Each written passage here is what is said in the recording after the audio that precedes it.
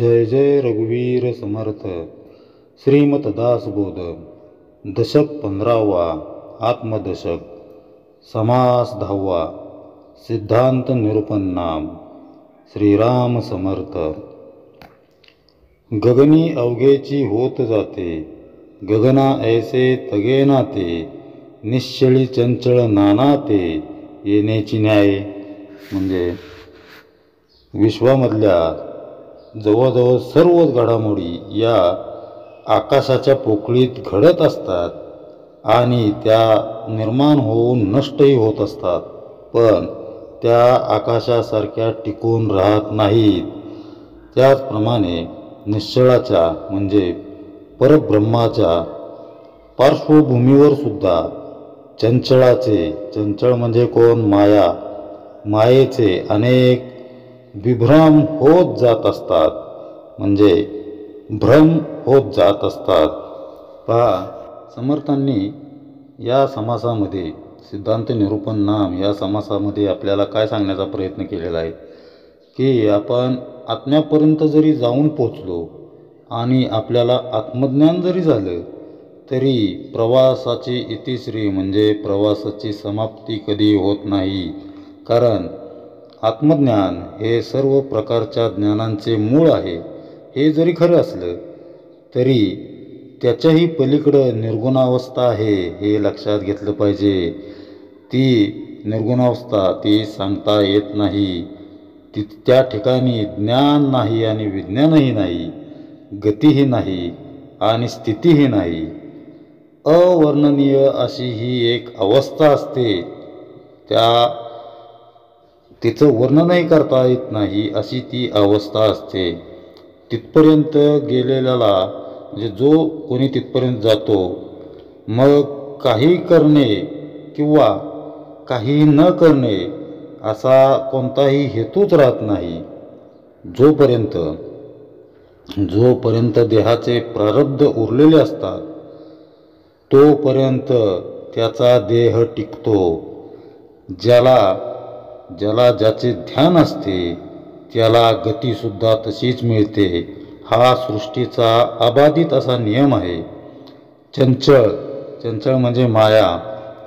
चंचळ गोष्टींचे ध्यान केल्याने चंचलच होणार आणि निश्चलाचे ध्यान केले तर निश्चळच होणार. निश्चळ म्हणजे कोण? परब्रह्म. मग आपण चंचळाचं ध्यान करायचं आहे का निश्चळाचं, हे आपलं आपण ठरवायचं आहे. मग त्याच्यासाठी पुनरावृत्ती नाही आहे असे हे ज्ञान समर्थांना प्रभू रामांच्या उपासनेमधून प्राप्त झालेले. म्हणूनच तीच वाट, तोच रस्ता, तोच मार्ग समर्थ लोकांना उपदेशाद्वारे दाखवित आहेत. हे सर्वांनी आत्मसात करण्याजोगे आहे. म्हणूनच समर्थ नेहमी म्हणतात, उपासना करा, प्रचिती घ्या, पण हे आत्मसात करा, हे सर्व अंगीकारा, स्वीकारा, तेव्हाच तुम्ही निश्चळापर्यंत पोहोचू शकता. मायेचा भ्रम म्हणजे कोणता भ्रम, म्हणजे कसा भ्रम?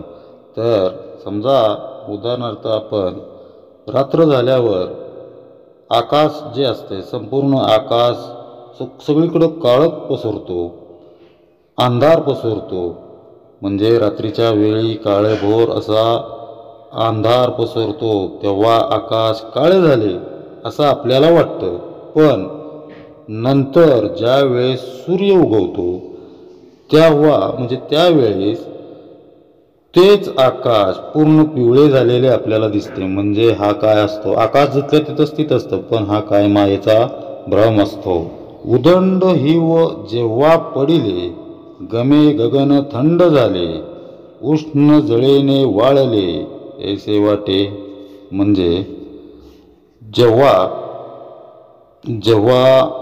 सर्वत्र वृष्टी होते, म्हणजे हिमवृष्टी जर झाली, बर्फवृष्टी झाली, त्यावेळेस आपल्याला आकाशसुद्धा कोरडे झाले असा भास होतो.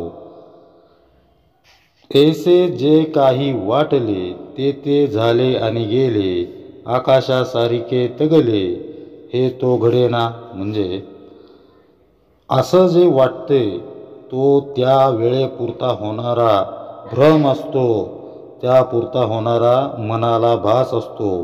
तो येतो तसाच जातो, पण तो भास आकाशाप्रमाणे निरंतर टिकणारा नसतो. उत्तम जाणीवेचा जिनस समजवून पाहे सावकाश, निराभास ते आकाश भास मिथ्या.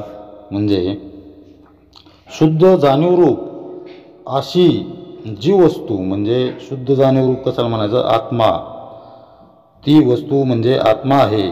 तिचा प्रत्यय घेऊन जर चिंतन केले तर असे समजते, असे उमजते की आकाश हे निर्लिप्त आहे आणि जो भास होतो तो खोटा आहे, मिथ्या आहे, अर्थात तो नाशवंत असतो.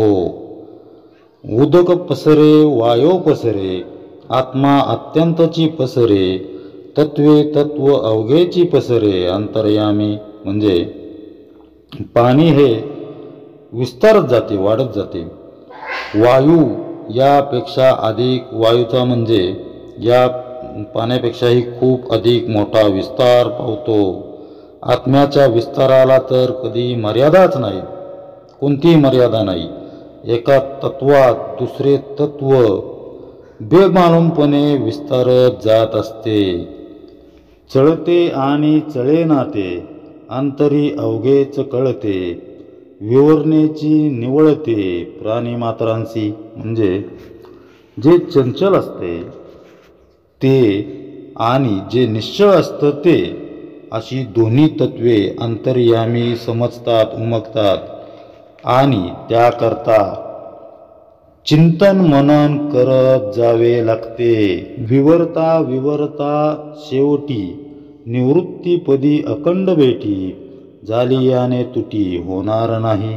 म्हणजे असे चिंतन मनन करत करत, म्हणजे असे चिंतन मनन करत असतानाच शेवटी माणूस अचानकपणे निवृत्तपदी पोचतो.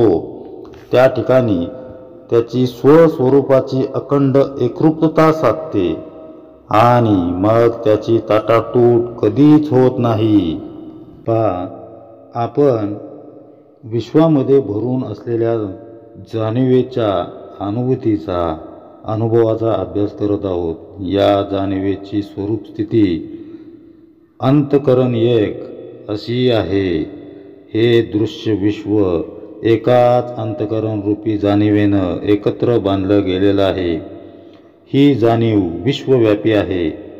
प्रत्येक सचेतन अचेतनातील जाणीव म्हणजे अर्थात अंतकरणच.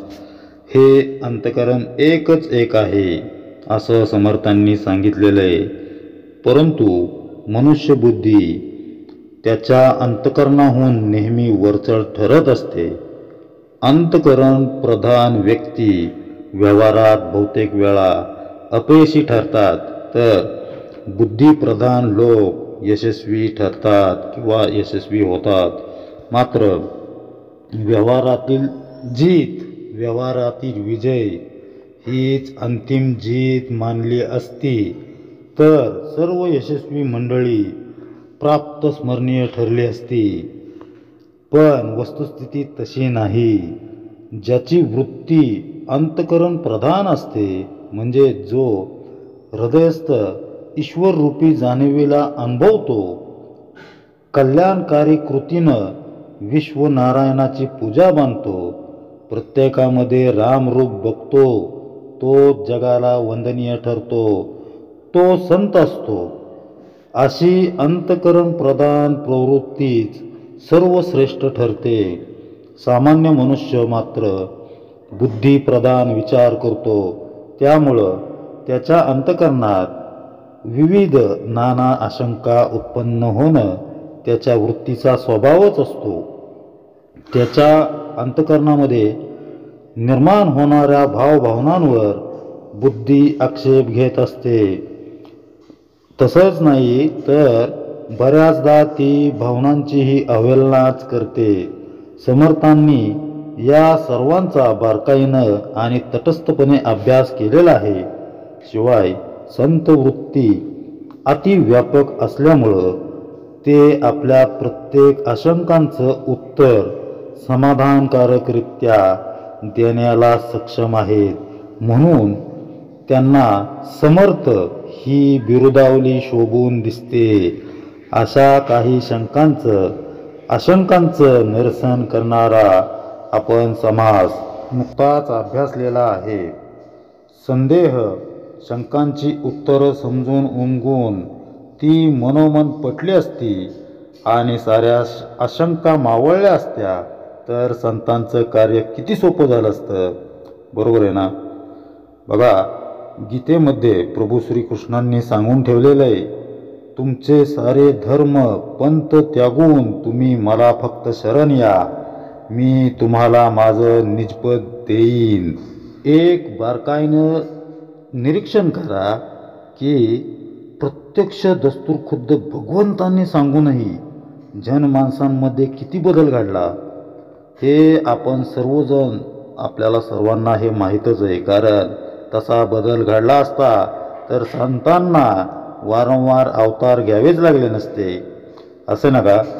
पण संदेह न जाणण्याचं कारण म्हणजे बुद्धी अंतःकरण प्रवृत्तीवर स्वार होते. अंतःकरणाला पराजित करत स्वतःचाच उदो करत राहते.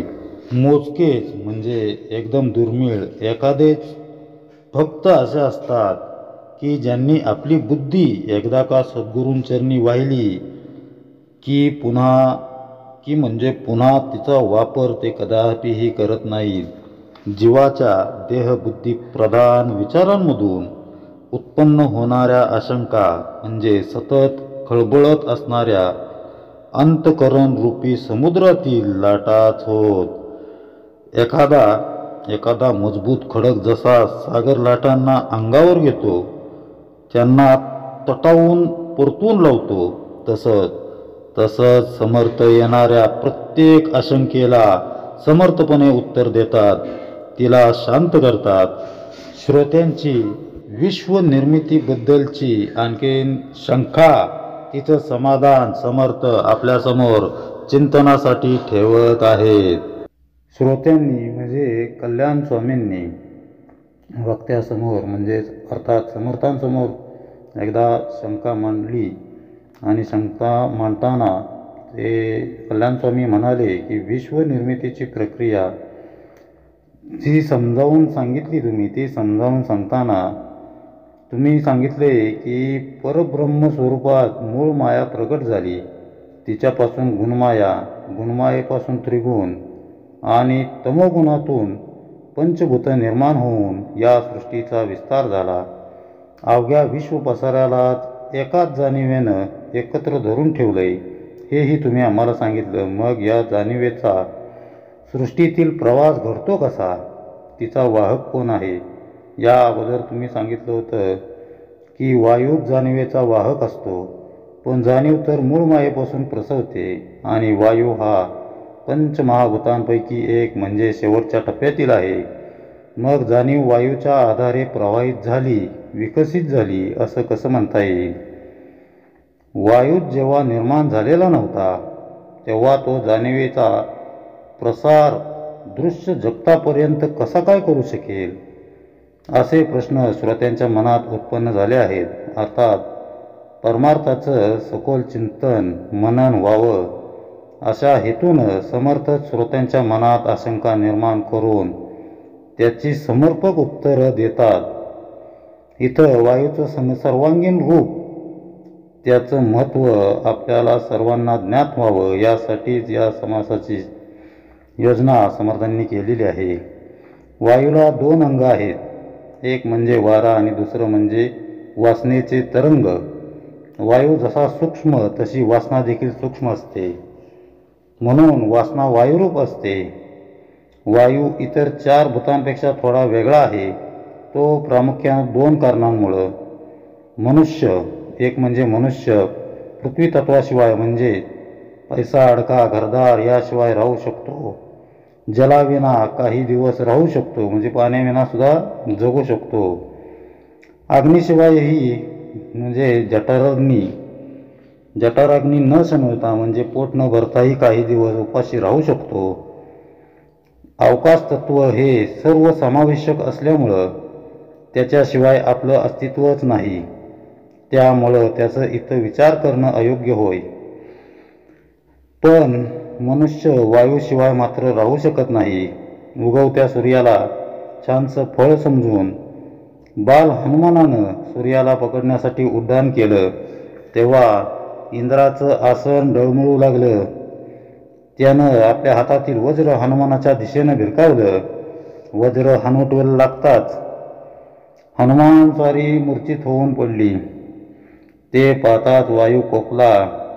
त्यानं सृष्टीतील स्वतःचं अस्तित्वच काढून घ्यायला सुरुवात करताच सर्वच्या सर्व सृष्टी गोलमडू लागली. तेव्हा इंद्राच्या वतीनं ब्रह्मदेवांनी वायूची क्षमा मागितली. वायू शांत होऊन पुन्हा पहिल्यासारखा तो सृष्टीमध्ये संचार करू लागला. सृष्टीला पुन्हा चैतन्य प्राप्त झालं. तात्पर्य असं आहे, यातून सांगायचं काय आहे की वायूशिवाय आपलं जीवन नाही, आपण जगू शकत नाही, आपण राहू शकत नाही. वायूचं दुसरं वैशिष्ट्य म्हणजे तो अदृश्य आहे. जसं आकाश, अग्नी, जल, पृथ्वी यांना आपण वेगळेपणानं दाखवू शकतो, तसं वायूला दाखवता येत नाही. आपण म्हणाल वावटं तर डोळ्यांना दिसते, पण ती वाऱ्याबरोबर उडालेली फक्त धूळ असते. त्यातील वायू अदृश्यच असतो. सर्वांच्या जीवनाचा अविभाज्य घटक म्हणून सगळ्यामधून अलिप्त असा वायू हा आहे. स्वतःचं अगाध कर्तृत्व असूनही त्याचं श्रेय घेऊन त्याचा डंका न पेटवणारा वत्सल वायू. अशा वायूचं, वायुपुत्र हनुमंताचं अर्थात सद्गुरूंचं महत्त्व समर्थ आपल्याला समजावून सांगत आहेत, या समासातून पुनर्प्रस्थापित करत आहेत. विश्वनिर्मितीचा क्रम समजावून सांगताना समर्थ सांगतात, विश्व उत्पत्तीचं पूर्वी सांगितलेलं सूत्र हे समर्थांनी पुन्हा अधोरेखित केलं आहे. मात्र त्यात आशंका अशी लपून आहे, ते असे की वायू हा मूळ मायेचा वाहक कसा. पंचमहाभौतिक सृष्टीच्या दृष्टीनं वायूचे गुणधर्म आपण पाहिले. वायूचं आणखीन एक वैशिष्ट्य असं आहे की तो सृष्टीच्या बीज उत्पत्तीमध्ये देखील आहे.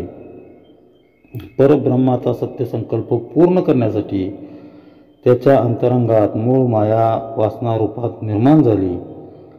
ब्रह्मदेव जसा परमात्म्याच्या नाभीमधून प्रगट होतो, तसं परब्रह्मात सत्यसंकल्पनाची प्रथम इच्छा निर्माण झाली. तीच मूळ माया, तिचा वाहक वायू अर्थातच हनुमंत होता. हनुमान स्वारी होती.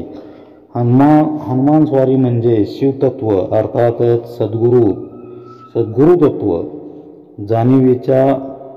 जाणीवेच्या मूळ माया ते पंचभौतिक सृष्टी या प्रवासाचा वाहक. प्रभू राम लक्ष्मणाला जसं हनुमान स्वारीनं आपल्या खांद्यावर बसवून नेलं, तसं वायूनं जाणीवेला खांद्यावर बसवून तिला मूळ मायेपासून खाली आणत या ब्रह्मांडाभोवती वेढून ठेवलं आहे. परब्रह्म जणू वायुरूपी रथावर आरूढ होऊन सृष्टीतील ईश्वरापर्यंत आलं. सृष्टीत जाणीव पसरवण्यासाठी वायूच वाहक बनला. त्यामुळं वायूकडं केवळ पंचमहाभौतिक तत्वांपैकी एक असं म्हणून न पाहता समर्थ वायूला वायुदेव म्हणत आहेत. या जगातील ईश्वराचं स्वरूप म्हणून वायूकडं बघता येईल. ईश्वर सर्वव्याप्त आहे, पण दृष्टीस पडत नाही. तसं वायू सगळीकडे आहे, त्याची अनुभूती देखील येते, पण तो दिसत मात्र नाही. ईश्वराप्रमाणेच वायूसुद्धा आपल्याला क्षणभराचा वियोग होऊ देत नाही, हे लक्षात घेतलं पाहिजे. या वायुदेवानंच परब्रह्मातून निर्माण झालेल्या जाणीवेच्या आधारे ब्रह्मांडाचा विकास केला. त्यामुळं हा पवनसूत जसा जाणीवेचा वाहक आहे, तसा तो सृष्टीचा जननकर्ता पालनकर्ता आहे असं म्हटल्यास वावगं होणार नाही. अख्खा द्रोणागिरी उचलून आणून लक्ष्मणाचे प्राण वाचवणारा हनुमंत स्वारी सृष्टीतील प्रत्येकाचा प्राण रक्षकही आहे. वायुदेवाचा आपल्याला ठाऊक नसलेला महिमा समर्थ आपल्याला सांगत आहेत, तो आपण पुढच्या भागामध्ये पाहणार आहोत. पंचमहाभूतांपैकी एक असणाऱ्या वायूच्या आधारे जाणिवेचा परब्रह्म ते दृश्य विश्व हा प्रसार कसा होऊ शकतो, ही आपल्या देहबुद्धीच्या पातळीवरील आशंका सोडवताना समर्थ आपल्याला वायुदेवाची महानता कथन करत आहेत. वायुदेव अर्थातच पवनसूत हनुमंताच्या चारित्र्याच्या आधारे वायूचं ब्रह्मांडातील महत्कार्य आपण समजावून घेत आहोत. हनुमान स्वारींनी लंकेमध्ये मोठा पराक्रम गाजवला हे आपल्याला सर्वांना तर माहीत आहेच. रामेश्वराच्या समुद्र तटावरून लंकेच्या दिशेनं उड्डाण करणं, वाटेत आडव्या येणाऱ्या राक्षसांचा नाश करणं, निष्पात करणं, लंकेत पोचून सीता माऊलीला शोधणं, ओळख म्हणून प्रभू रामचंद्रांनी दिलेली अंगठी मुद्रिका दाखवून तिला दिलासा देणं, लंका दहन करून लंकापतीला प्रभू रामांच्या सामर्थ्यांची चुणूक दाखवणं, असा अचाट पराक्रम हनुमान स्वारींनी केलेला आहे. रावणानं हनुमंताच्या शेपटीला आग लावल्यामुळं म्हणजे रावण भडकला आणि हनुमान स्वारींच्या शेपटीला आग लावण्याचं फरमान त्यानं सोडलं. पण झालं उलटच. हनुमंतानं सारी लंकाच भस्मसात केली, सर्व लंकाच पेटवून टाकली. या प्रसंगाचं वर्णन करताना तुलसीदास रामचरितमानसमध्ये म्हणतात, हरिप्रेरित तेही अवसर चले मरुत उनसास, अट्टहास करी गर्ज कपी बडी लाग आकाश. म्हणजे पवन पुत्रानं लंका दहन सुरू करताच तिथं तब्बल 49 प्रकारचे वेगवेगळे वायू वाहू लागले. या एकत्रित वायुशक्तीमुळं लंका धडधडून पेटली. हनुमान स्वारीच्या सामर्थ्याविषयी मध्यंतरी एक गोष्ट आपल्या लक्षात आली, वाचनात आली. ती म्हणजे हनुमंत हा 11वा रुद्र म्हणजेच महादेवाचा अवतार मानला जातो. जेव्हा प्रभू शंकरांनी मारुतीचा अवतार घेण्याचं ठरवलं तेव्हा पार्वती मातेनं शंकराला मी कुठं राहू असा प्रश्न केला.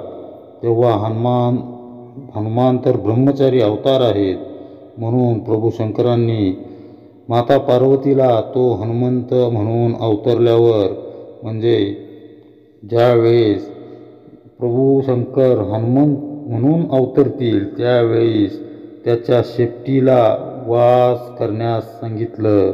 म्हणजे माता पार्वतींचा वास हा हनुमान स्वारीच्या शेपटीमध्येच आहे हे लक्षात घेतलं पाहिजे. हनुमंताच्या शेपटीत आदी मायेचं सामर्थ्य सामावलेलं आहे. ते असं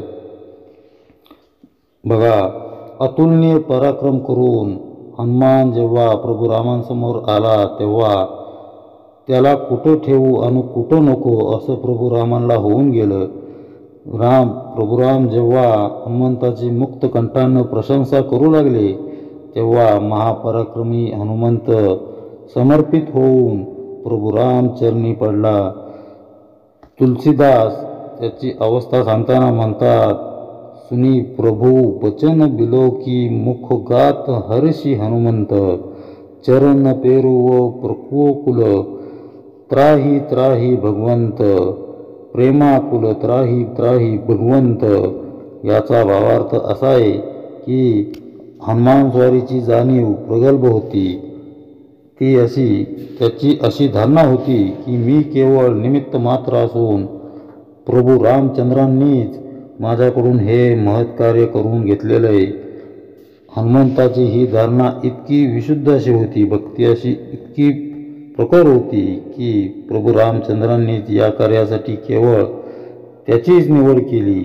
या प्रसंगातून हे दिसून येतं की जेव्हा जेव्हा भगवंत वायूकडं एखादं कार्य सोपवितो तेव्हा वायू ते कार्य पूर्ण करून आकर्तून भावनेनं भगवंत चरणी लीन होतो.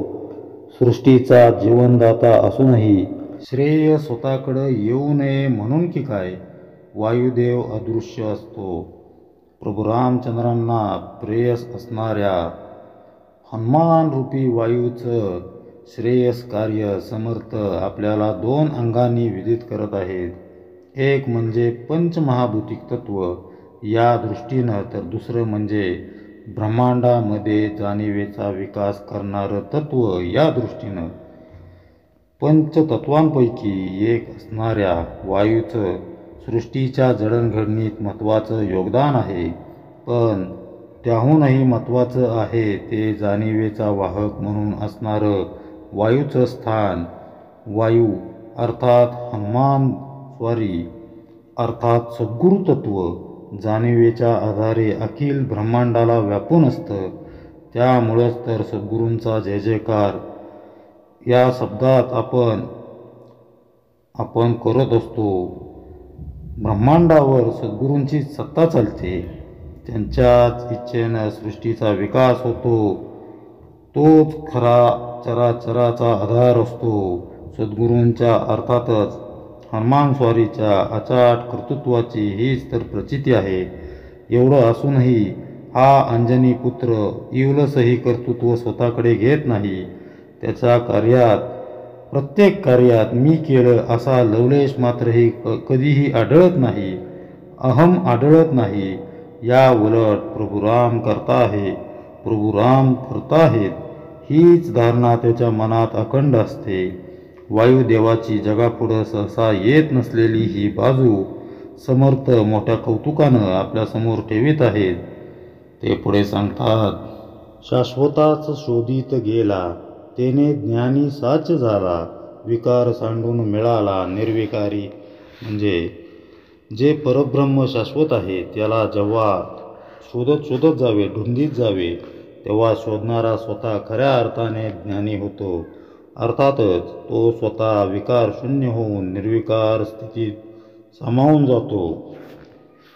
दुःस्वप्न उदंड देखिले जागे होता लटिके झाले, पुन्हा जरी ते आठविले तरी ते मिथ्या. म्हणजे जसे एखाद्या कोणाला दीर्घ काळापर्यंत दुःस्वप्न म्हणजे वाईट स्वप्न पाहिले, पण जागा झाल्यावर ते खोटे ठरले.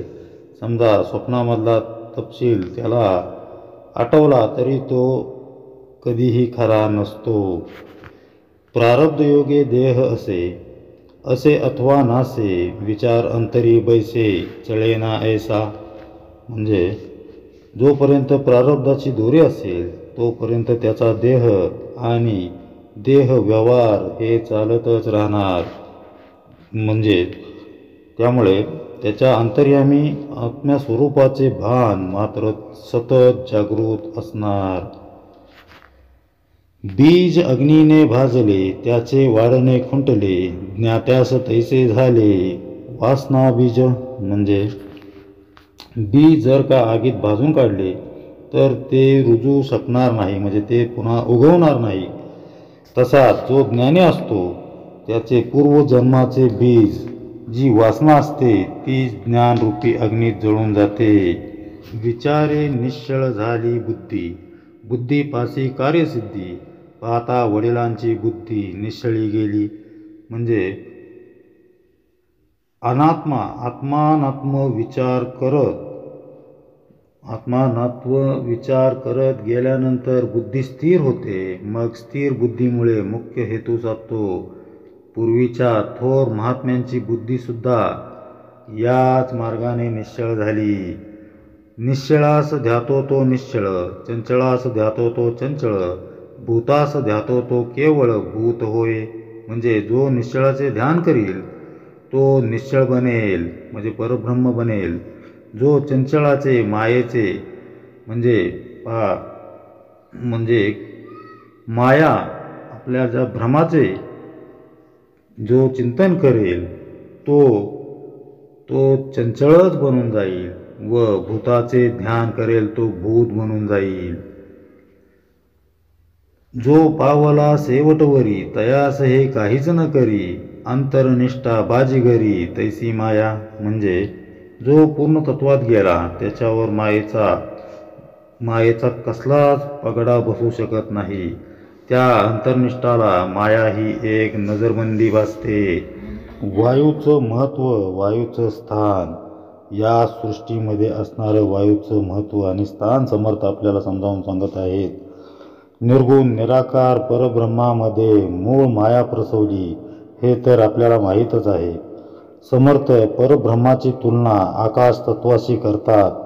परब्रह्म जसं कर्तृत्व शून्य आहे तसंच आकाशही अकर्तृम आहे. जसं परब्रह्मातून मूळ माया प्रसवली, तिनं सृष्टीचा विकास केला, परब्रह्माला ईश्वर असं नामाभिधान दिलं, तसं आकाशातून वायू प्रसवला, त्यानं दृश्य सृष्टीला चेतना दिली आणि वायुस्थित गुरुतत्वाला गुरु साक्षात परब्रह्म असं अधिष्ठान मिळवून दिलं. अशा वायूपासून अग्नी, अग्नीपासून जल म्हणजे पाणी आप आणि जलापासून पृथ्वी तत्व निर्माण झालं. याचा अर्थ या विश्वाचा खरा निर्माता वायूच आहे. वायूचं अधिष्ठान नसतं तर अग्नी, जल, पृथ्वी ही 3 तत्व निर्माणच होऊ शकली नसती. या साऱ्यांमध्ये वायू बीज रूपानं वास करतो, फक्त तो आपलं स्वरूप बदलतो इतकंच. विश्वामध्ये आपल्या साऱ्यांचं अस्तित्व हे या वायूच्या अधीन आहे. सजीव मरण पावतो किंवा देह सोडतो म्हणजे नेमकं काय होतं तर त्याच्या देहातून प्राणशक्ती निघून जाते. प्राणशक्ती ही वायुरूप असते. ती देहातून निघून जाताच देहाला काही अर्थच उरत नाही.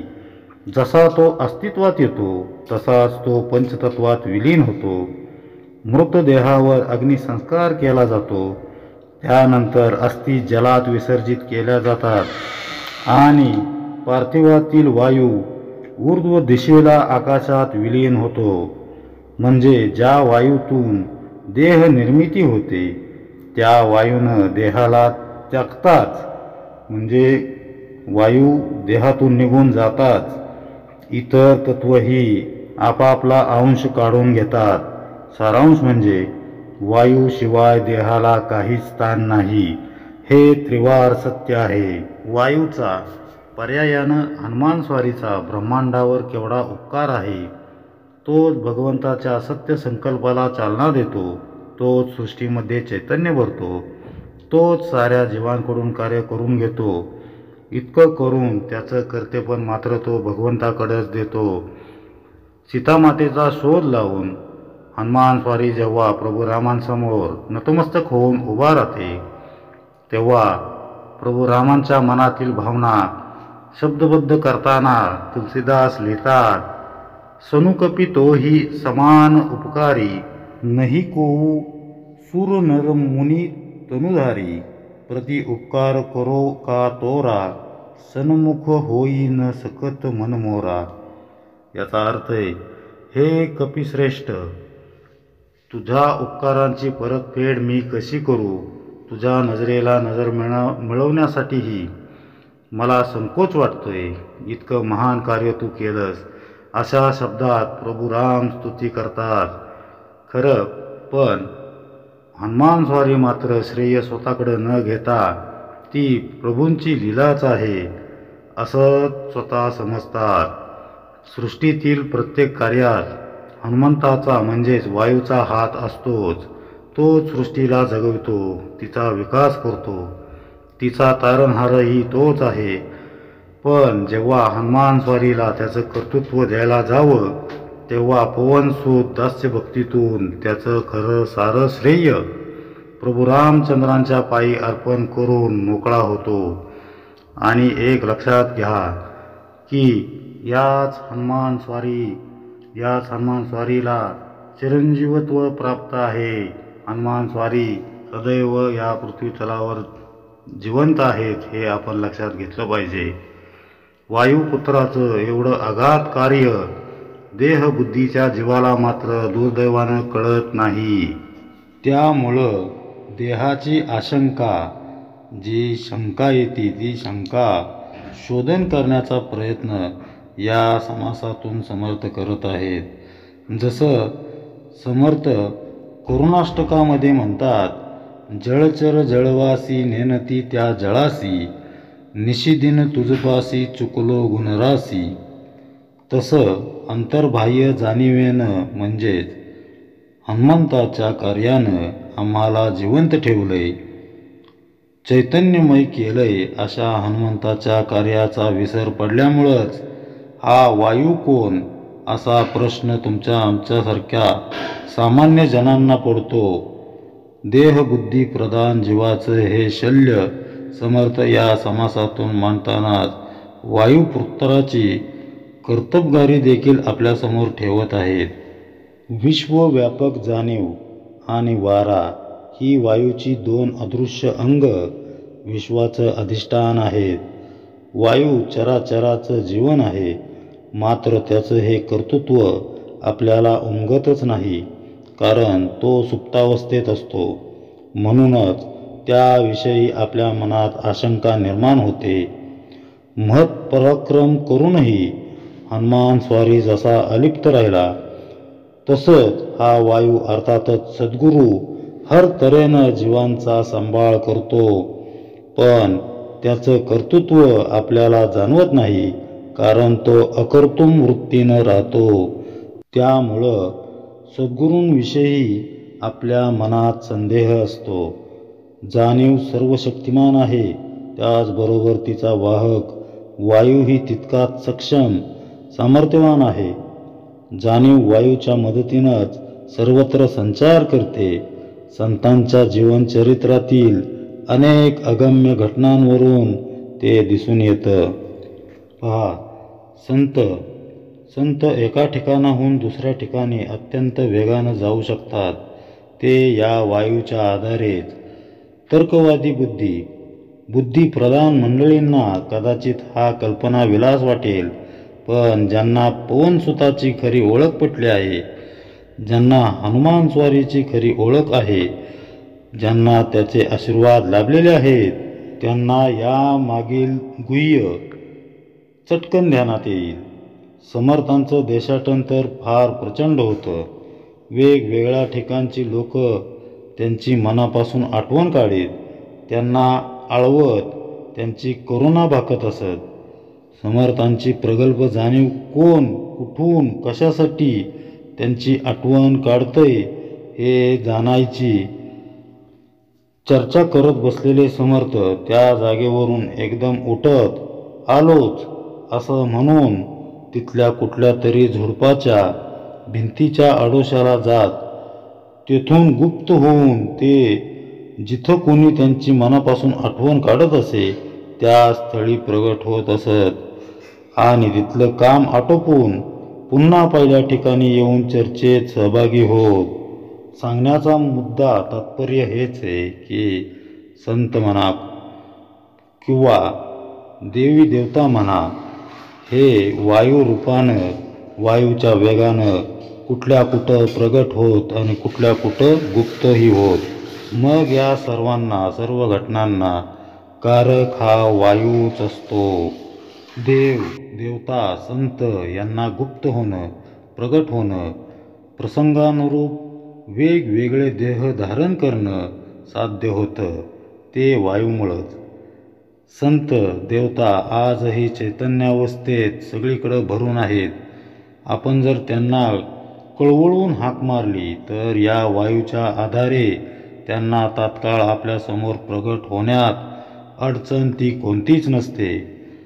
ते कोणत्या रूपात येतील हे सांगता येत नाही, कारण त्यांचं स्वरूप जाणण्या इतकी आपली दृष्टी तयार झालेली नाही.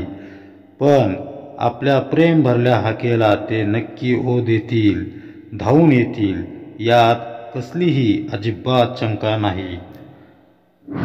आपलं आराध्य दैवत सद्गुरू वायुरूपानं आपल्या संलग्न राहून अनेकदा आपली मदत करत असतं.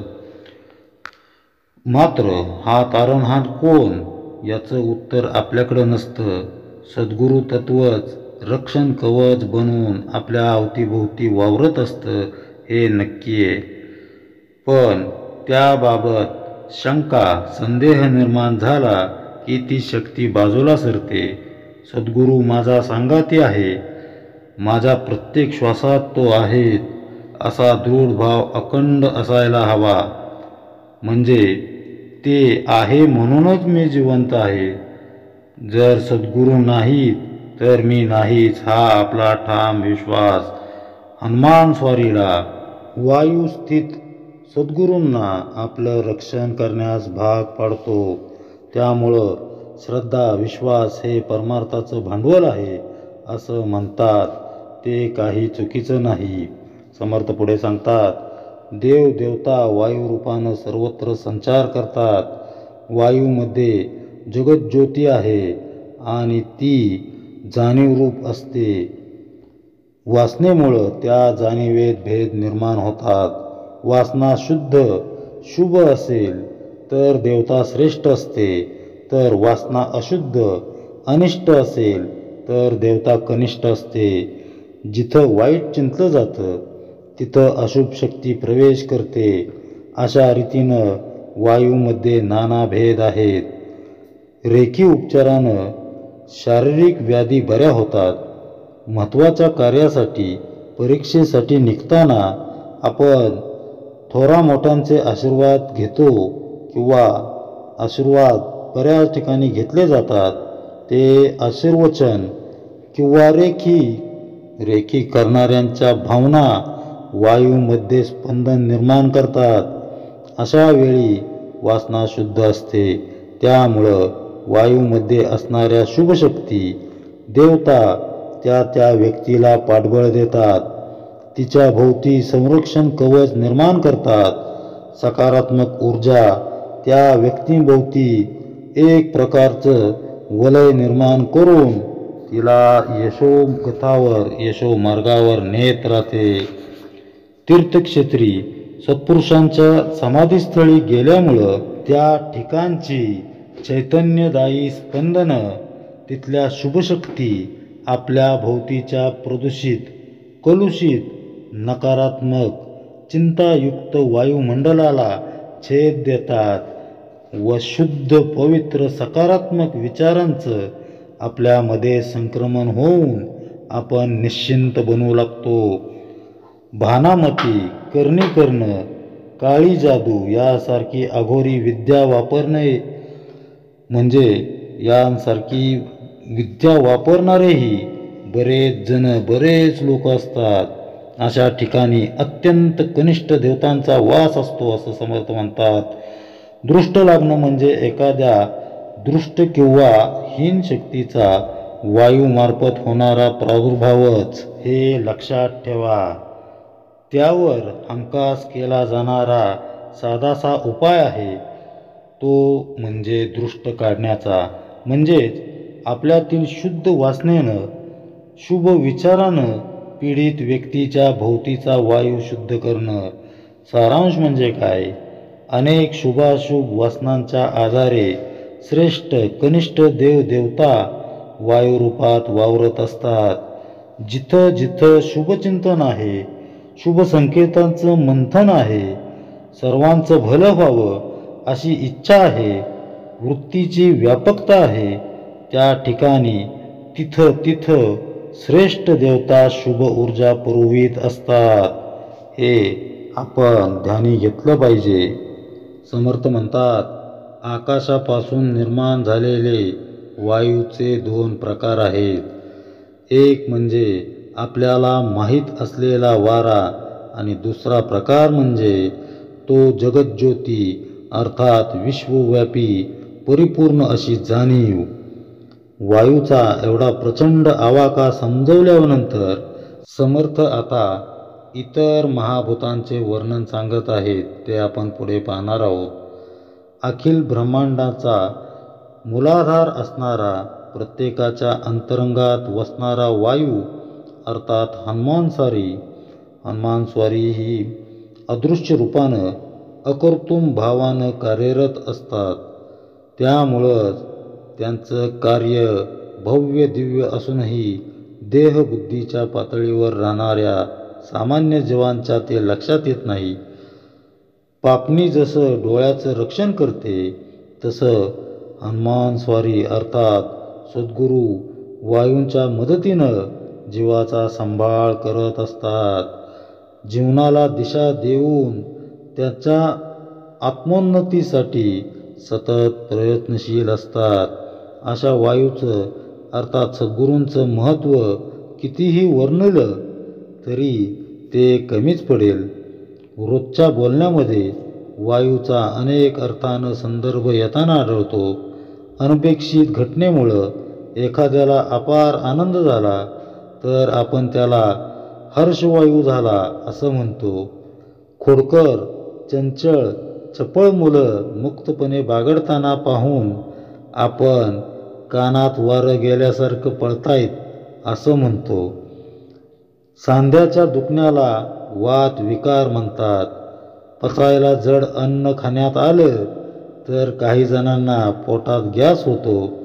ही वायूचीच रूपं. अशा रीतीनं हर घडी आपल्या संगे आपल्या बरोबर असलेल्या वायूचा आध्यात्मिक दृष्ट्या असणारं महात्म्य संतांनी जाणलं. समर्थचरित मारुती स्तोत्रात मनासी टाकिले मागे गतीसी तुलना नसे असा पवनपुत्र हनुमंताचा गौरवपूर्ण उल्लेख आहे. वेगवान मनालाही मागं टाकणारा हनुमान स्वारीचा जाणिवेचा वाहक आहे यात शंका नाही. ब्रह्मांडाच्या निर्मितीमागं त्याच्या विकासामागं जाणीवरूपी चैतन्य तसंच त्याचा वाहक असणारा वायू यांचं उद्बोधक विश्लेषण समर्थांनी आपल्यासमोर ठेवलेलं आहे. जाणीव शक्तिमान आहे, गतिमान आहे, ती चैतन्यमय आहे, त्यात हालचाल आहे म्हणजे ते जिवंतपणाचं लक्षण आहे. अशा विज्ञान युगाच्या भौतिकशास्त्राच्या भाषेत सांगायचं झाल्यास जाणीव म्हणजे ऊर्जा असं म्हणता येईल. ही जाणीव अर्थात ऊर्जा सबंध विश्वात भरून उरली आहे. ऊर्जेविषयी असा एक नियम आहे की ती निर्माण करता येत नाही आणि तिचा नाशही केला जाऊ शकत नाही. ती एका रूपातून दुसऱ्या रूपामध्ये परिवर्तित होते. पाण्यात, हवेत विद्युत ऊर्जा आहे पण ती आपल्याला दिसत नाही, जाणवत नाही. पण धरणातील साठलेल्या पाण्याचा वेग झोत टर्बाईन फिरवतो आणि त्यापासून वीज तयार होते.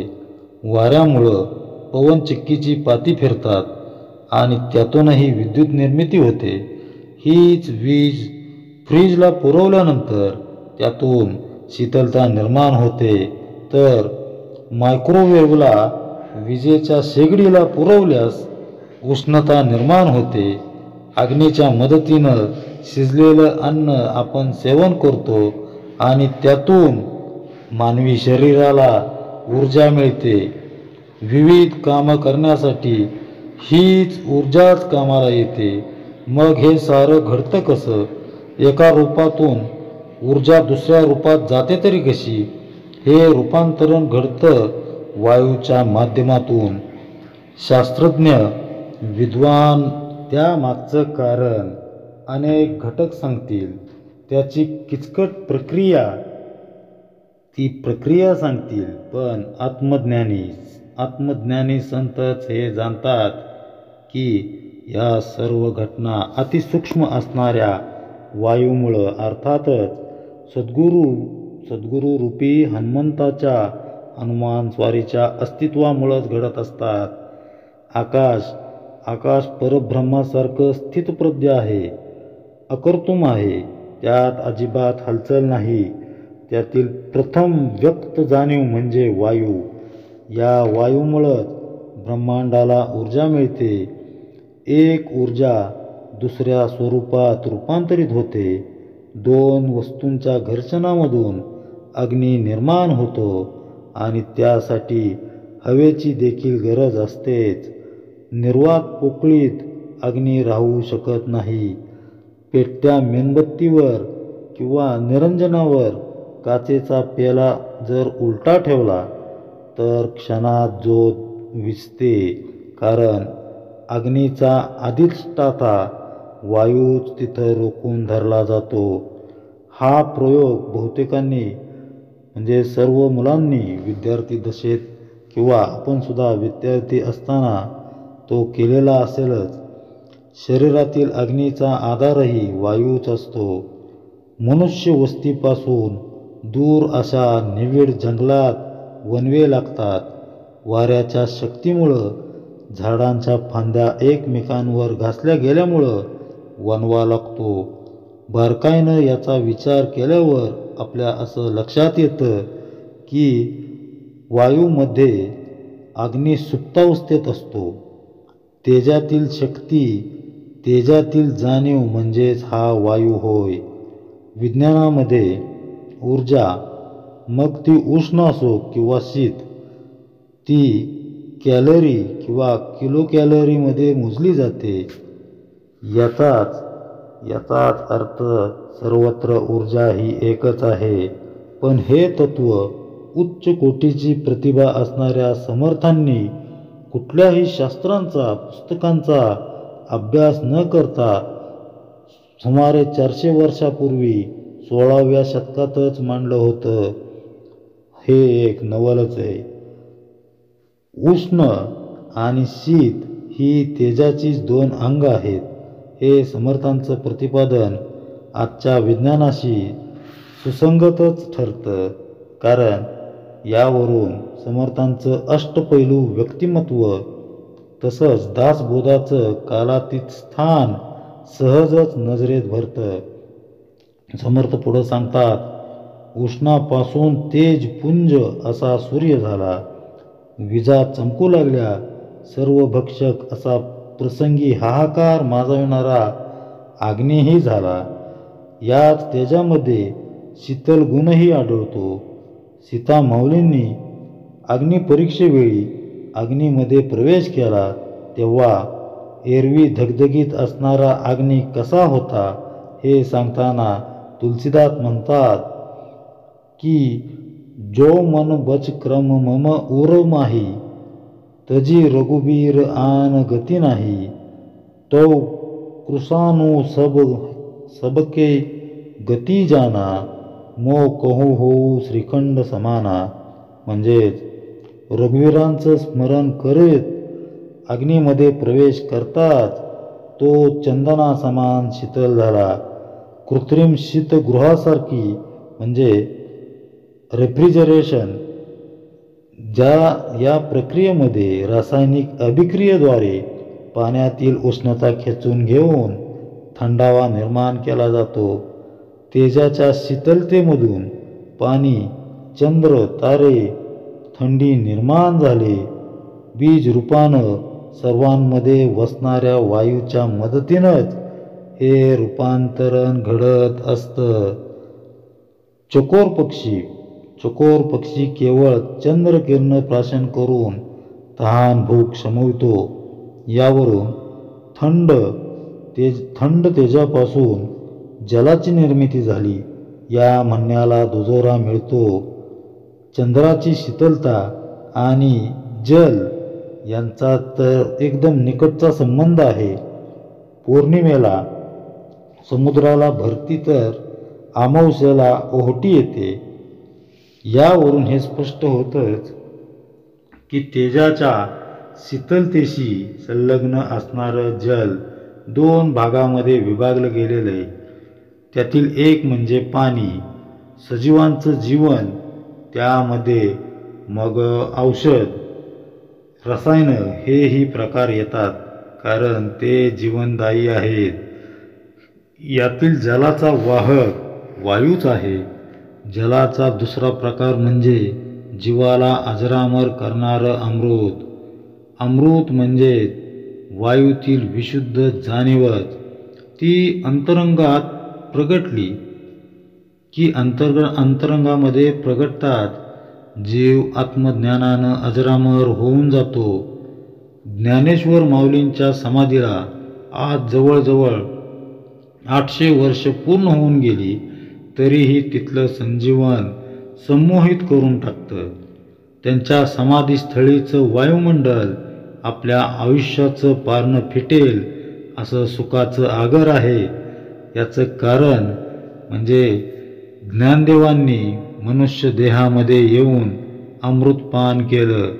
अमृताहून गोड असणाऱ्या विठ्ठल नामाचा टाहो फोडून प्रचार आणि प्रसार केला आणि भागवत धर्माची पताका आजही डौलानं फडकत आहे.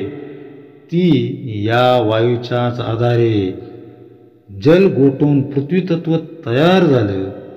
त्याचं एक रूप म्हणजे दगडधोंडे, माती तर दुसरं रूप म्हणजे सोनं, चांदी, हिरे यासारखी रत्न. पृथ्वी तत्वाच्या विविध रूपातही वायू बीज रूपात वसतो. तरीही मनुष्य कुठून झाला याचं उत्तर अजूनही बाकी आहे. त्यासाठी समर्थ पुढे सूक्ष्मपणे अभ्यास देतीलच आणि आपण तो अभ्यास करायला हवा. अशा तऱ्हेनं जाणीवरूपी शक्तीची हीन व संपन्न अशी दोन्ही रूपं जाणून घेताना आपण वायूची प्रचंड कार्यशक्तीही अभ्यासलेली आहे. सर्व तत्वांमध्ये वायूचं अस्तित्व असून त्याचं कार्य अविरत चालू असतं, अखंड चालू असतं. परब्रह्मापासून निघणाऱ्या जाणिवेचा वाहक असलेल्या व आपला अखंड सांगाती असलेल्या वायूला म्हणजेच हनुमंतरूपी सद्गुरूंना शरण जावं. समर्थांनी रुजवलेल्या विचारांचं मनन चिंतन करावं, जेणेकरून हनुमंताच्या महान कार्याचा आवाका तरी किमान आपल्या ध्यानात येईल, लक्षात येईल. सद्गुरूंचरणी नतमस्तक होऊन प्राणशक्ती आपल्याला त्यागण्यापूर्वी या जगज्योतीशी एकरूप होता आलं तर आपल्यासारखे भाग्यवान आपणच असू. समर्थही याचीच वाट पाहत आहेत हे आपण सर्वांनी ध्यानात ठेवलं पाहिजे. समर्थ पुढे म्हणतात, जो पावला शेवटवरी तयास हे काहीच न करी, अंतरनिष्ठा बाजीगरी तैसी माया. म्हणजे जो पूर्णत्वापर्यंत गेला म्हणजे परिपूर्ण झाला, पूर्णत्वापर्यंत जाऊन पोचला, त्याच्यावर मायेचा कसलाच पगडा बसू शकत नाही. त्या अंतर्निष्ठाला माया ही एक नजरबंदी भासते. मिथ्या ऐसे कळो आले, विचाराने सदृढ झाले, अवघेची भयेची उडाले. अकस्मात म्हणजे नजरबंदी आहे असे कळाले आणि ते ज्ञान विचाराने पक्के झाले की मग सर्व भयच एका क्षणात नष्ट होते. उपासनेचे उत्तीर्ण व्हावे, भक्तजने वाढवावे, अंतरी विवेके उमजावे सकळ काही. ज्या उपासनेमुळे समर्थ म्हणतात की ज्या उपासनेमुळे हे साधले तिचे ऋण फेडले पाहिजे. त्यासाठी लोकांना भक्ती मार्गाला लावावे. ज्ञान प्राप्तीनंतर हा व्याप करण्यामागे कारण विवेकाने मनात समजून घ्यावे. इति श्रीदासबोधे गुरुशिष्य संवादे सिद्धांत निरूपन्नाम समास 10. जय जय रघुवीर समर्थ.